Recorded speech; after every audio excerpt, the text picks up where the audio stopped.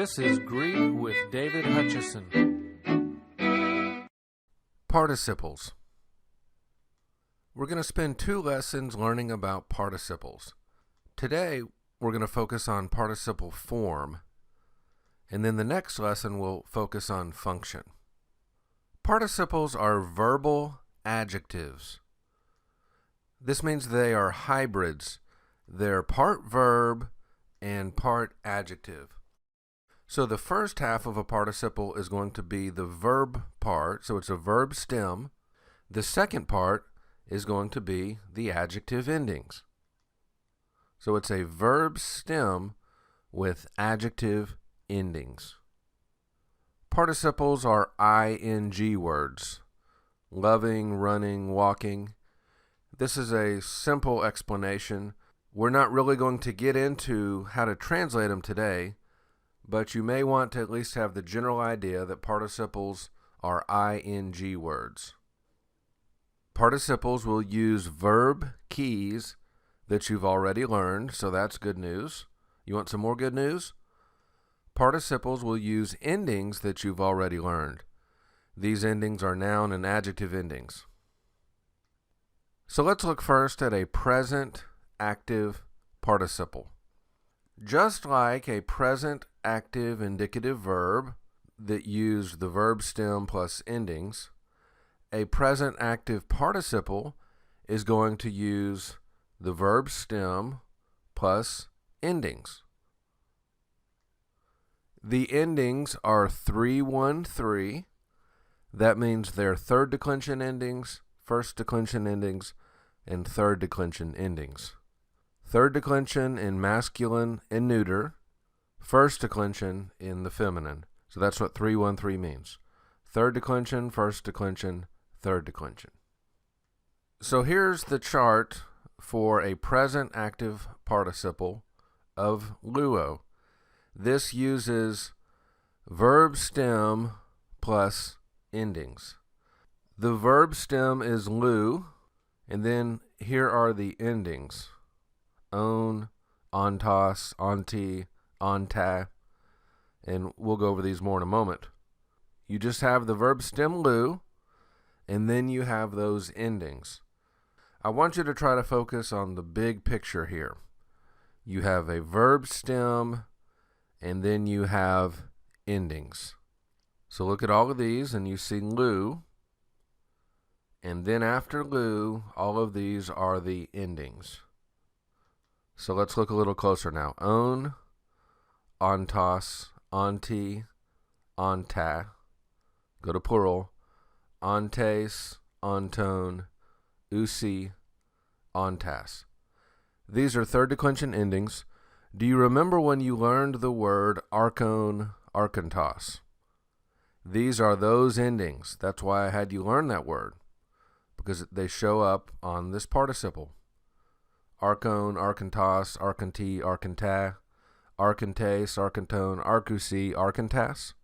To make that masculine participle, we would just put lu right on front, and it would look like this: luon, luontos, luonti, luonta. All right? Now look at these feminine endings: usa, uses, use, usan. Notice these endings are omicron, upsilon, sigma, and then you have the combo pattern: a, ace, a, on. I, own, ice, os. So these are the feminine endings. And then the neuter endings are third declension: on, ontos, onti, on. Remember, we have none, os, e, none, a, own, si, a. So we're using endings you've already learned before. We're refreshing them in your mind. And we're going to stick them onto the verb stem. Now look at the top of the page. These are the endings, but guess what else they are? This is the present participle of me, being. So let's put the endings back onto the verb stem lu. We have verb stem plus endings. This is present active participle. So as we focus on keys, a present active participle, here are the keys. Stem plus endings. That was the same thing when we had a present active indicative verb. We had verb stem plus verb endings. Here this is a participle, so we have verb stem plus participle endings. And those endings are, as we've said, noun/adjective endings. Endings you've already seen before. Okay, now let's look at aorist active. Do you remember the aorist key sigma alpha? If you don't, go ahead and write it down. Put on a scratch piece of paper that you keep by you at all times when you're working on Greek. Sigma alpha aorist. The key for an aorist active participle is going to be sigma alpha. Another key that we had with aorist was the augment. That was an epsilon in front, or a lengthening, or sometimes no change. But here's a very important thing to know. The augment only occurred in the indicative mood. A participle is not in the indicative mood. Everything we did before now was indicative mood. Now we're going to start doing things like participles, subjunctives, imperatives, infinitives. Those are not indicative. So we're no longer going to see the augment. So here's what I'll tell you for several lessons in a row. If you ever see an augment, and it's actually an augment, you're dealing with something in the indicative mood. But there are no augments on participles, so the big key here is simply going to be sigma alpha.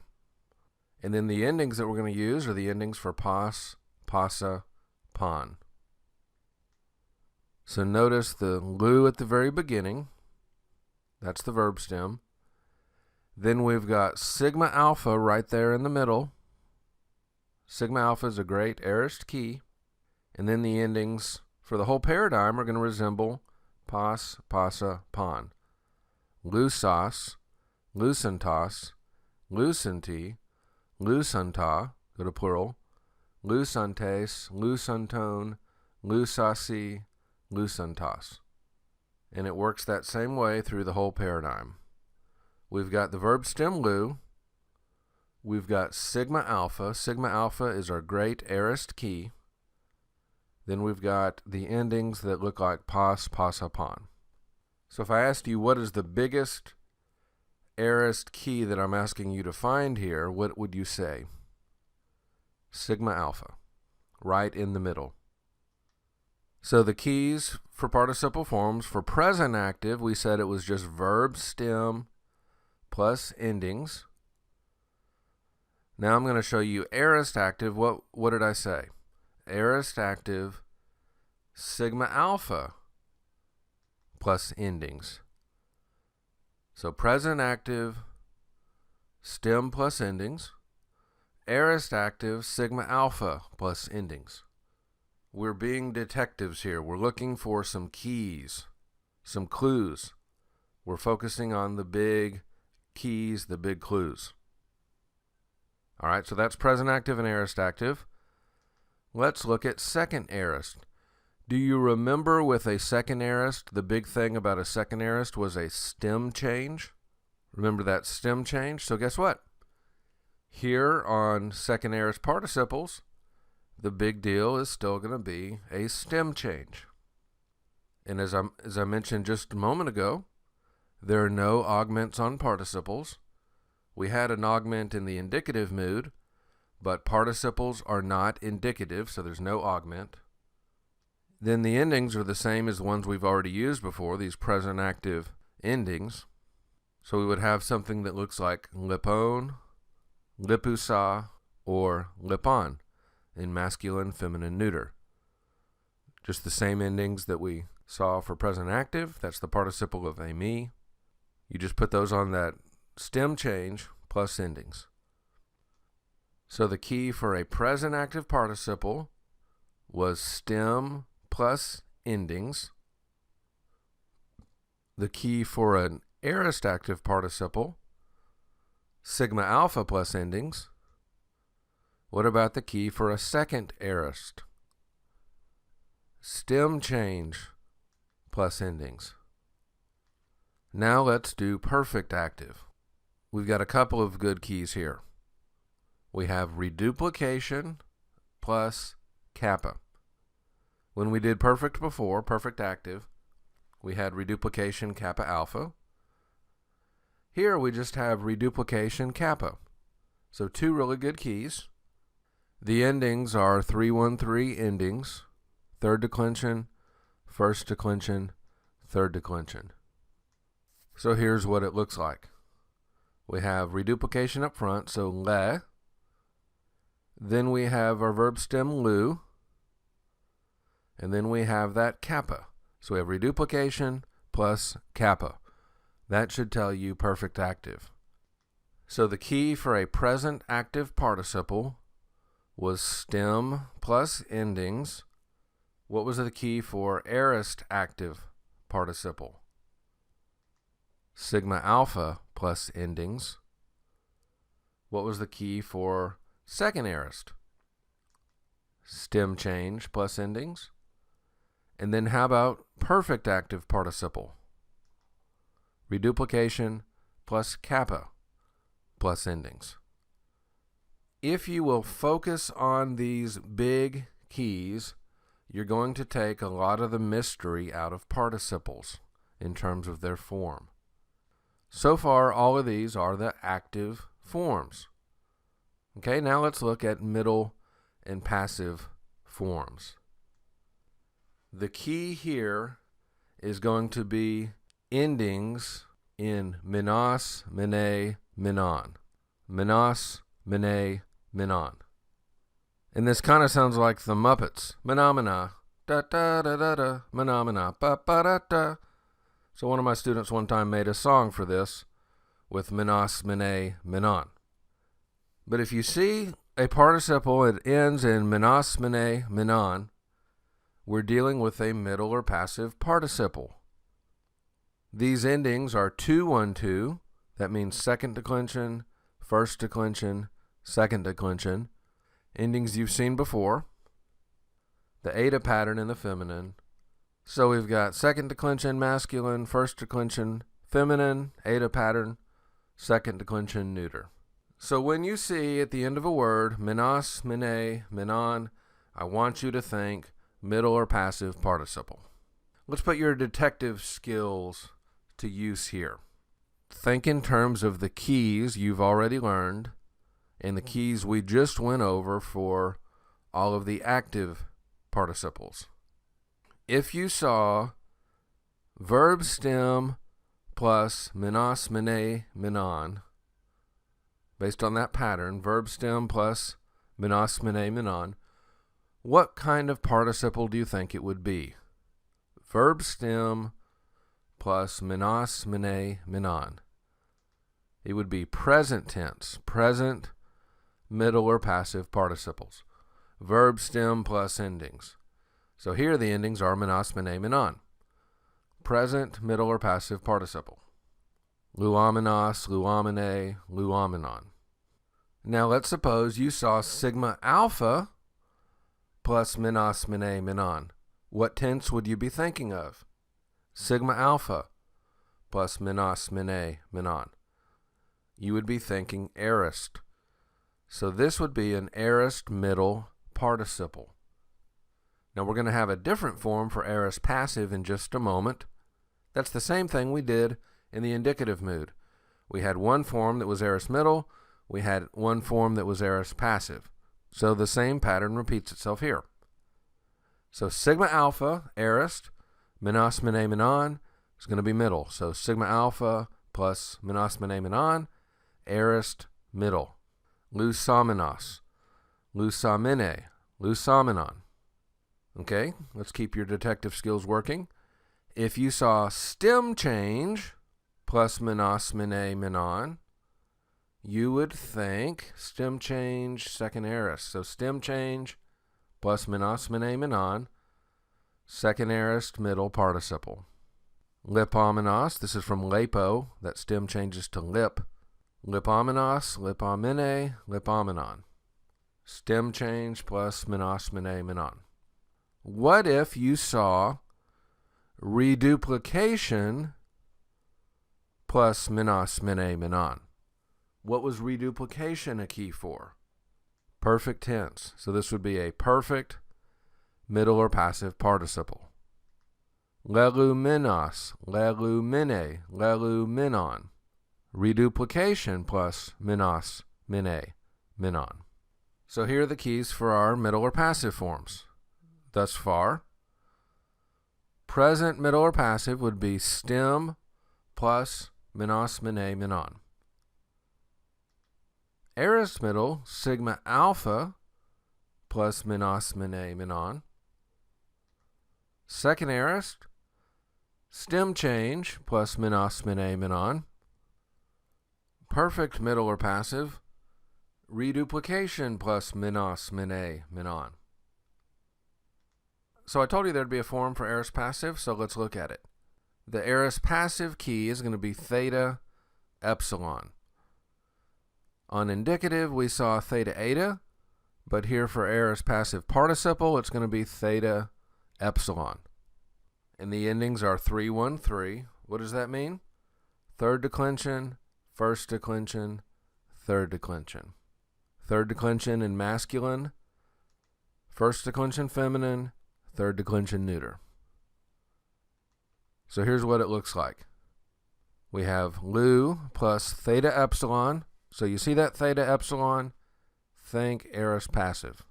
And then we have the endings. So you've got theta epsilon, that's your big aorist passive key. And then you've got 3, 1, 3 endings. On masculine and neuter, you also see this nu tau.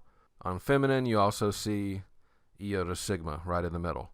But the big thing I want you to focus on is theta epsilon.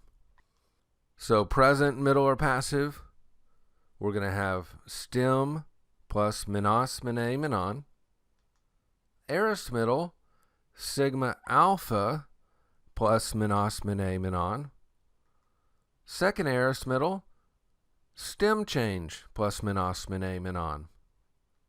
Perfect middle or passive, reduplication plus menos, mene, menon.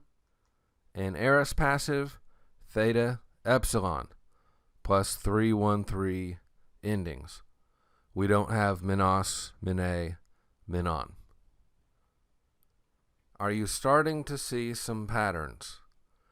That's what I want you to get. I want you to see the patterns. Now, by the way, do you know one thing that you're hoping to see when you see a participle? Because we've got some good keys here, but we want some more keys. You're hoping to see the article. Because the article, your old friend the article, he's starting to look more and more familiar. If he doesn't yet, you need to stare at him for a while. You're hoping to see the article because the article will help you to identify any of these forms if they happen to look funny to you. So let's take a look at some stats. There are 6,659 participles in the New Testament. Most of them are present tense. Second is aorist.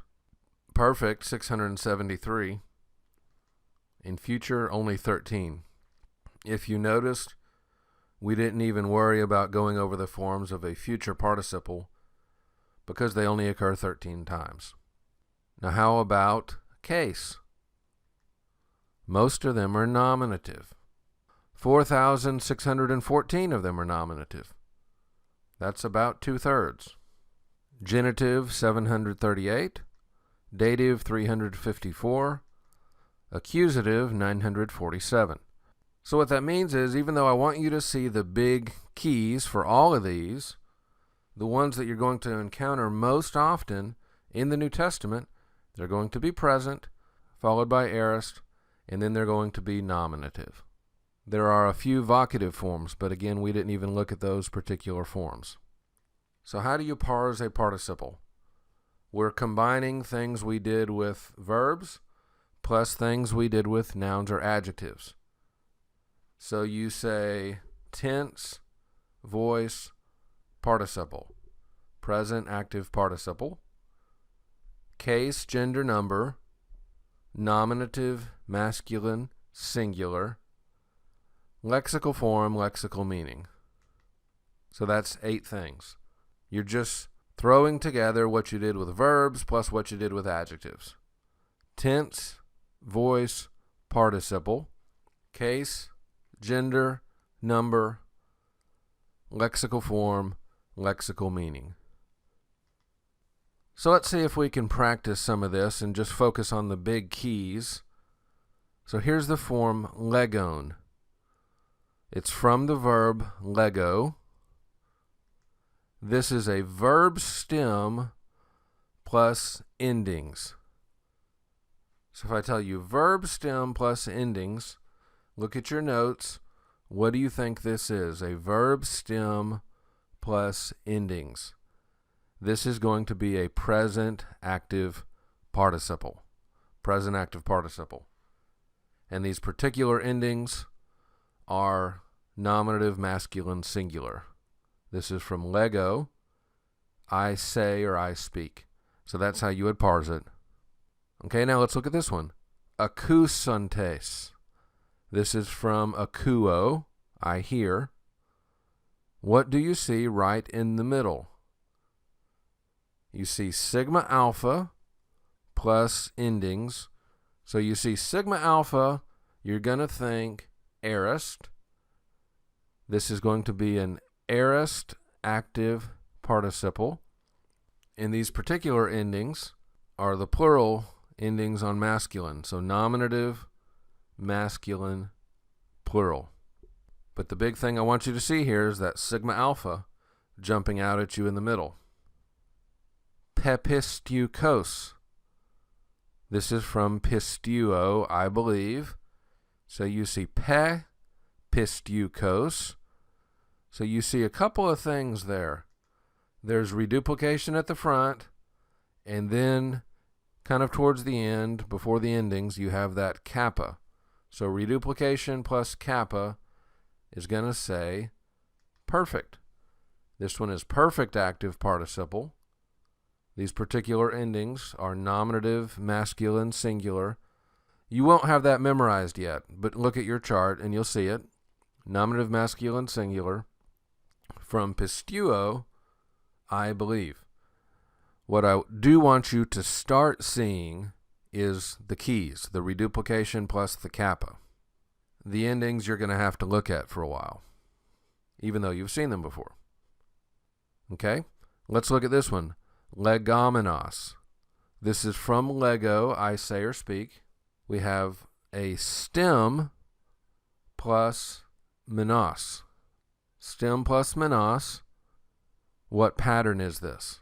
This is the present, middle, or passive pattern. Stem plus menos. So it's present, middle, or passive participle, nominative, masculine, singular from Lego, I say or speak. What I want you to see there is stem plus menos. Okay, here's baptistes from baptizo. Look towards the end. There's the key that I want you to see. Do you see it? Theta epsilon. What did we say theta epsilon was? Theta epsilon is a key for aorist passive participle. So this is an aorist passive participle. The ending is nominative masculine singular, and this is from baptizo, I baptize.